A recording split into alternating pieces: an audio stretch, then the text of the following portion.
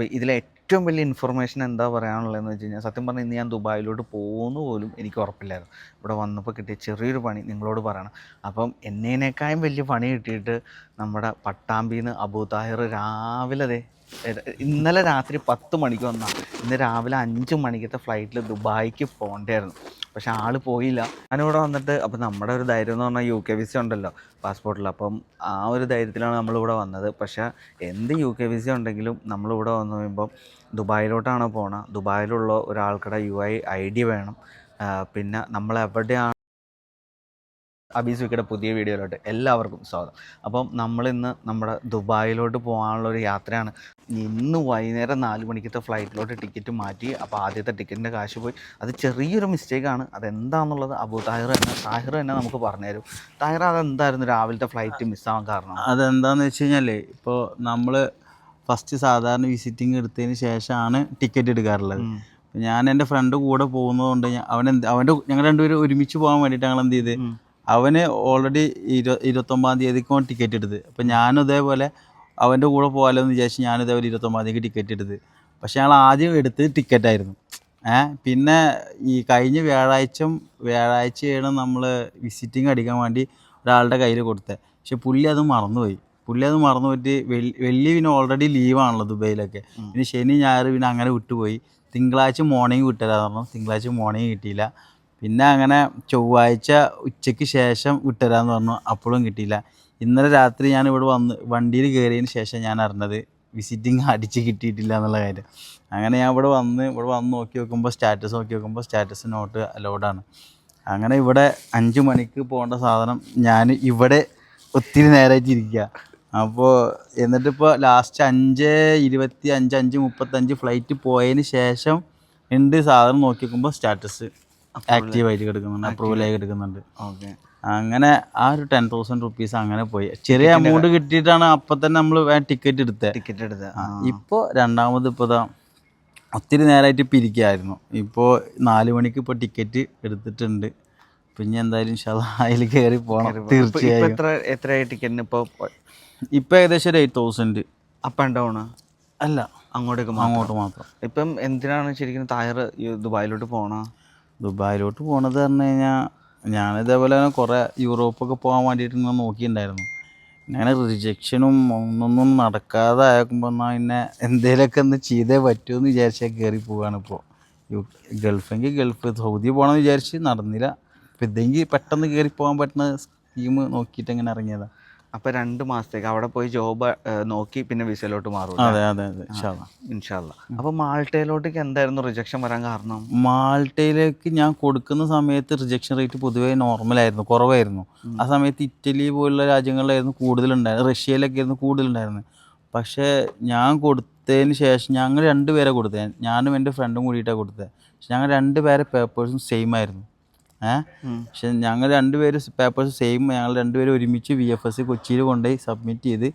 പക്ഷേ എന്തോ നിർഭാഗ്യവശാൽ എനിക്ക് കിട്ടിയില്ല, അവർക്ക് കിട്ടി. അവൻ പോയില്ലേ? ജോബിന് പോയത്? അത് ഞങ്ങൾ ഹോട്ടലിലായിട്ടാണ് ഞങ്ങൾ പോയിട്ടുള്ളത്. മീൻസ് ഈ ഡിഷ് വാഷിങ്, ക്ലീനിങ് എന്നുള്ളൊരു ജസ്റ്റ് ഒരു പേരിലായിട്ടാണ് നമ്മൾ നോക്കിയിട്ടുണ്ടായിരുന്നത്. അന്നൊക്കെ വിസയ്ക്ക് എത്ര രൂപ ചാർജ് പറഞ്ഞാൽ? അന്നൊക്കെ ഏകദേശം 4.5-6.5 റേഞ്ചോളം വന്നു. പക്ഷേ 8 ലക്ഷം റുപ്യോളം ചിലവ് വന്നിട്ടുണ്ട് കേട്ടോ കയറിപ്പോയാൽ അവനക്ക്.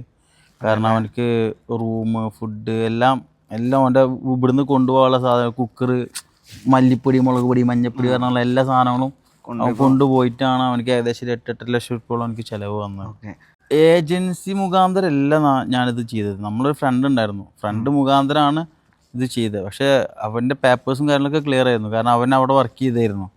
അപ്പോൾ നമ്മളെ നാട്ടിലെ റിലേറ്റീവ് തന്നെ. അപ്പം അങ്ങനെ അവൻ ബേസ് ചെയ്തിട്ട് വർക്ക് ചെയ്തതാണ്. പക്ഷെ ഫ്രോഡായിട്ട് എനിക്ക് തോന്നിയില്ല. പക്ഷെ എന്തായാലും ആര് വർക്ക് ചെയ്യാന്നുണ്ടെങ്കിൽ ചെറിയ രീതിക്ക് കമ്മീഷൻ പിടിക്കാതിരിക്കില്ല. എത്ര യൂറോപ്പ് പോകാന്നുണ്ടെങ്കിൽ ചെറിയ രീതിക്ക് കമ്മീഷൻ പിടിക്കാതിരിക്കില്ല. അപ്പോൾ അതുകൊണ്ട് അത് നമുക്ക് പോകാൻ പറ്റിയില്ല. പിന്നെ കാനഡയ്ക്ക് എങ്ങനെയാണ് റിജക്ഷൻ വന്നത്? കാനഡയ്ക്ക് ഞാൻ ഇതേപോലെ കാനഡ കൊടുത്തതിന് ശേഷം കുറച്ച് ഏകദേശം എല്ലാ മാരിയറ്റ് ഹോട്ടലിലേക്കൊക്കെ ആയിരുന്നു കേട്ടോ ഇത് വന്നിരുന്നത്. അങ്ങനെ കുറച്ച് കഴിഞ്ഞതിന് ശേഷം ഏകദേശം 4 മാരിയറ്റ് ഹോട്ടൽ, നമ്മൾ കൊച്ചി ഇന്റർനാഷണൽ ഹോട്ടലാണ്. അങ്ങനെ അതിലായിരുന്നു എനിക്ക് ജോലി പറഞ്ഞിട്ടുണ്ടായിരുന്നു. അങ്ങനെ ഞാൻ അതിൽ കൊടുത്ത് എല്ലാ ഇത് പേപ്പേഴ്സും കാനഡ മാരിയഡ് ഹോട്ടലിൽ. കാനഡ മാരിയറ്റ് ഹോട്ടൽ അങ്ങനെ അതിലേക്ക് എല്ലാം കൊടുത്ത് അവസാന ഘട്ടം, അതായത് വിസ സബ്മിറ്റേഷൻ്റെ സമയത്ത് ഞാൻ ഡൽഹി പോയി, ചാണ്ഡീഗർ പോയിട്ട് ഞാൻ എൻ്റെ വിസ സബ്മിറ്റേഷനും കാര്യങ്ങളൊക്കെ കഴിച്ച് ഞാൻ അവിടുന്ന് അങ്ങനെ നേരെ കാശ്മീരും കാര്യങ്ങളൊക്കെ പോയിട്ടാണ് പിന്നെ നേരെ വീട്ടിൽ പോരുന്നത്.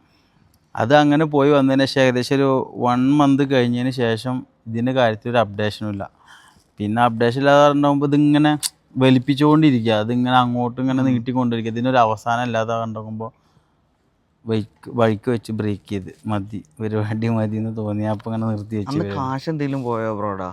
എനിക്ക് ഒരു 55 രൂപ മാൾട്ടയിൽ പോയി, ഈ VFS ശരിക്കും എനിക്കൊരു ഫ്രോഡ് പോലെ എനിക്ക് തോന്നിയത്. കാരണം ഇവർ ഫണ്ട് കിട്ടാൻ വേണ്ടിയിട്ട് ജസ്റ്റ് ഇങ്ങനെ ഓരോന്നും കാട്ടിക്കൂട്ടുന്ന പോലെ എനിക്ക് തോന്നി. കാരണം ഇപ്പോൾ എൻ്റെ വേറെ ഫ്രണ്ട് ഇപ്പോൾ അവന് ഇവിടെ പോളണ്ടിൽ, ഞാൻ മാൾട്ട കൊടുക്കുന്ന സമയത്ത് പോളണ്ടിൽ കൊടുത്തിട്ടുണ്ടായിരുന്നു.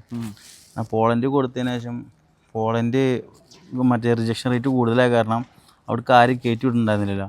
അങ്ങനെ അത് കുറേ കഴിഞ്ഞതിന് ശേഷം എനിക്ക് VFSൽ അപ്പോയിൻമെൻറ്റ് ഡേറ്റ് കിട്ടണമായിരുന്നു.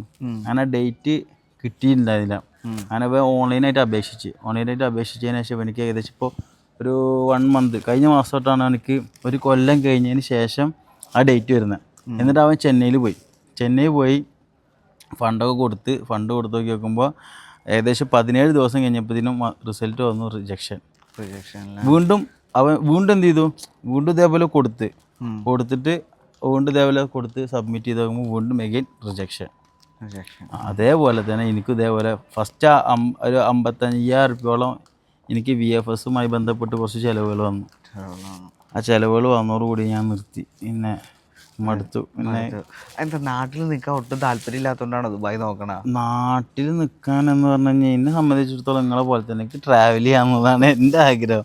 ഞാനിപ്പോൾ അതേപോലെ പലയിടത്തും പോകാന്നുള്ളതാണ് എൻ്റെ ആഗ്രഹം. അപ്പോൾ എന്തെങ്കിലും നല്ലൊരു ജോലി എന്തെങ്കിലും കണ്ടെത്തണം. ഡിജിറ്റൽ മാർക്കറ്റിംഗ് ആണ് ഞാൻ ചെയ്തുകൊണ്ടിരുന്നത് ബാംഗ്ലൂർ. അപ്പോൾ ഇപ്പോൾ നാട്ടിലിപ്പോൾ ഇപ്പോൾ ഞാൻ പറഞ്ഞല്ലോ വാട്ടർ പ്യൂരിഫിക്കേഷൻ വർക്കാണ് ഇപ്പോൾ ചെയ്തുകൊണ്ടിരുന്നത്.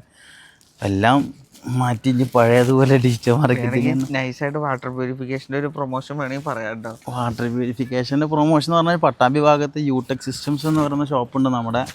പിന്നെ കുറ്റിപ്പുറം, കൊണ്ടോട്ടി, കണ്ണൂർ ഭാഗങ്ങളിലൊക്കെ ഷോപ്പുണ്ട്. അപ്പോൾ വെള്ളത്തിൻ്റെ എന്തെങ്കിലും ബുദ്ധിമുട്ടോ കാര്യങ്ങൾ എന്തെങ്കിലും ഉണ്ടെന്നുണ്ടെങ്കിൽ നമ്മളെ ബന്ധപ്പെട്ടാൽ മതി. നമ്പർ പറഞ്ഞു കൊടുക്കണം. നമ്പർ ബ്രോ എനിക്ക് തന്നാൽ മതി, ഞാൻ ഡിസ്ക്രിപ്ഷനിൽ. അതായത് വെള്ളത്തിന്റെ പ്യൂരിഫിക്കേഷൻ. വെള്ളം ഇല്ലാന്നും പറഞ്ഞ് വിളിച്ചിട്ട് കാര്യമില്ല, വെള്ളം വേണം. എത്ര മോശപ്പെട്ട വെള്ളമാണെങ്കിൽ നമുക്ക് ക്ലിയർ ആക്കാൻ പറ്റും. നമ്മൾ മെയിനായിട്ട് നമ്മൾ പാലക്കാട് മലപ്പുറം ജില്ലയിലാണ് നമ്മൾ മെയിനായിട്ട് കോൺസെൻട്രേറ്റ് ചെയ്യുന്നത്. കാരണം മറ്റുള്ള ഭാഗങ്ങൾ നമ്മൾ ചെയ്യുമ്പോൾ ഇപ്പം നിങ്ങൾ മൂവാറ്റുപുഴ ഭാഗത്ത് വന്ന് ചെയ്യുമ്പോൾ നമുക്ക് സർവീസ് തരാൻ ഞങ്ങൾക്ക് ബുദ്ധിമുട്ടായിരിക്കും. ഇടയ്ക്കിടയ്ക്ക് സർവീസ് നമ്മളിത് വെറുതെ ഇൻസ്റ്റാളേഷൻ ചെയ്ത് പോയാൽ മാത്രം പോരല്ല, നമ്മളിത് കറക്റ്റായിട്ട് സർവീസ് കൊടുക്കണം. ഒരു കസ്റ്റമർ എന്ന് പറയുമ്പോൾ നമ്മൾ കറക്റ്റായിട്ട് സർവീസ് കൊടുക്കണം. ഫിൽറ്റർ എന്ന് പറയുമ്പോൾ ചിലപ്പോൾ 3 മാസം കൂടുമ്പോൾ ഇങ്ങനെ ഫിൽറ്ററുകൾ മാറ്റിക്കൊണ്ടിരിക്കേണ്ടി വരും, വർഷം സർവീസ് ചെയ്യേണ്ടി വരും. ഇതിനൊക്കെ ഒരാൾ വേണം. അപ്പോൾ ഈ ആൾ വേണമെന്നുണ്ടെങ്കിൽ നമുക്ക് അതിന് പറ്റിയ സർവീസ് കിട്ടുന്ന ആൾക്കാരെ പിടിക്കുന്നതാണ് ഏറ്റവും ബെറ്റർ.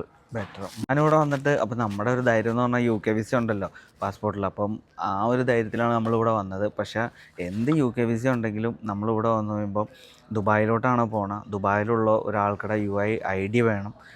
പിന്നെ നമ്മൾ എവിടെയാണ് നിൽക്കണേന്നുള്ള റൂം ബുക്കിംഗ് മസ്റ്റാണ്. പിന്നെ അപ്പ് ആൻഡ് ഡൗൺ ടിക്കറ്റ് മസ്റ്റാണ്. അപ്പോൾ ഇതെല്ലാം കഴിഞ്ഞപ്പോഴാണ് നമ്മൾ ഇപ്പം എൻ്റെ ചെക്കിങ് ബോർഡിംഗ് പാസും കഴിഞ്ഞു. എൻ്റെ വന്നപ്പോൾ തന്നെ ബോർഡിംഗ് പാസ് ചെക്ക് കഴിഞ്ഞു. പക്ഷേ ബോർഡിംഗ് പാസ് കയ്യിൽ തന്നില്ല. അവർ പറഞ്ഞു ഹോട്ടൽ ബുക്കിംഗ് ഇല്ലാതെ നമുക്ക് പാസ് തരാൻ പറ്റില്ല. അപ്പോൾ ഞാൻ ചോദിച്ചു, അപ്പം ഞാനിവിടെ വന്നേക്കണ 8 മണിയായി. 8 മണി എന്ന് പറയുമ്പോൾ UK 4 മണിയാണ്. പിന്നെ ഞാൻ ഒരാളെ വിളിച്ച് അവരെ എണീപ്പിച്ചിട്ടാണ് ഇതെടുത്തത്. പക്ഷേ ഞാനത് കൊണ്ട് കാണിച്ചപ്പോൾ അവർ ജസ്റ്റ് ഒന്ന് നോക്കിയുള്ളൂ, വേറെ ഒന്നും അവർ കാര്യമായിട്ട് എടുത്തില്ല.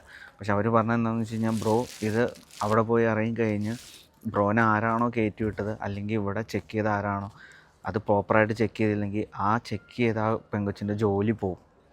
അതാണ് ഇതിൻ്റെ സീരിയസ്നെസ്. നമ്മളോർക്കും ഇത് സിമ്പിളാണ്, ഇവർക്ക് നമ്മളെ അങ്ങ് കയറ്റി വിട്ട് എന്താണ് എന്നുവെച്ചാൽ ഞാൻ ബോർഡിംഗ് പാസ് ചുമ്മാ അവരെ കൊണ്ട് കാണിക്കുമ്പോൾ ഇവരിങ്ങനെ നോക്കിയിട്ട് അപ്പം തന്നെ തന്നു. അപ്പോൾ ഞാൻ പറഞ്ഞു ഇതിനാണോ നിങ്ങൾ ഇത്ര നേരം? അപ്പോൾ അവർ പറഞ്ഞു അങ്ങനെയല്ല, നിങ്ങൾ അവിടെ പോയിട്ട് ഒരു റാൻഡം ചെക്കിൽ നിങ്ങളാണ് പിടിക്കപ്പെടണമെന്നുണ്ടെങ്കിൽ നിങ്ങൾക്ക് അന്നേരം റൂം ബുക്കിംഗ് ഇല്ലെങ്കിൽ അവർ ഇവിടെ ആരാണോ നിങ്ങൾക്ക് ബോർഡിംഗ് പാസ് തന്നത് അത് ഒരു നമ്പർ വെച്ച് കറക്റ്റ് ഇവർക്ക് അറിയാൻ പറ്റും ആരാണ് എനിക്ക് ബോർഡിംഗ് അവരുടെ ജോലീനെ ബാധിക്കും. അതുകൊണ്ടാണ് അപ്പോൾ എയർപോർട്ടിൽ നിങ്ങൾക്ക് ഇങ്ങനത്തെ പ്രശ്നങ്ങൾ പറ്റുവാണെങ്കിൽ നിങ്ങൾ അവിടെ ഇരിക്കണവരെ തെറി വിളിച്ചിട്ട് കാര്യമില്ല. അവരുടെ ഡ്യൂട്ടിയാണ്. അതെനിക്ക് ഇന്നാണത് കറക്റ്റായിട്ട് മനസ്സിലായി. അവർ ഓപ്പണായിട്ട് പറഞ്ഞു അവരുടെ ജോലി പോകും. അതൊരു ഫൈനൽ വാർണിംഗ് ആയിട്ട് തന്നെയാണ് ഇവരെടുക്കണതെന്ന്. അപ്പോൾ ഇത്രേ ഉള്ളൂ. ഇതൊരു ചെറിയ വീഡിയോ ആണ്. വീഡിയോ ഇഷ്ടപ്പെടുവാണെങ്കിൽ തീർച്ചയായിട്ടും ലൈക്ക് ചെയ്യുക, സബ്സ്ക്രൈബ് ചെയ്യുക. അപ്പോൾ എന്താണെങ്കിലും നമ്മുടെ താഹിർ ദുബായിൽ പോയിട്ട് ഒരു അടിപൊളി ജോലിയെല്ലാം കിട്ടിയിട്ട് ഇൻഷാ അല്ലാ. ഓക്കെ എന്നാൽ ശരി.